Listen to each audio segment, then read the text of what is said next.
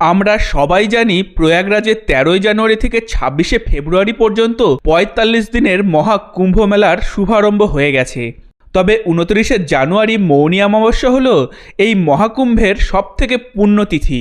এই সময় সূর্য, চন্দ্র, বৃহস্পতি এবং শনির অবস্থান একই সারিতে হবে। সেই সঙ্গে পুষ্য নক্ষত্রও এদের সাথে সারিবদ্ধ হবে। আর এই পুণ্যতিথিতে উত্তরপ্রদেশ সরকার দ্বারা মহাকুম্ভের জন্য নির্মিত ১২ কিমি লম্বা ঘাটে একসঙ্গে প্রায় ৬ কোটি মানুষ শাহী স্নানে অংশগ্রহণ করবে। এই ৪৫ দিনের সমগ্র অনুষ্ঠানে উত্তরপ্রদেশ সরকার প্রায় ৭,০০০ কোটি টাকা খরচ করছে। অনুমান করা হচ্ছে এই মহাকুম্ভ থেকে প্রায় ২ লক্ষ থেকে ৩.৫ লক্ষ কোটি টাকা রেভিনিউ জেনারেট হবে।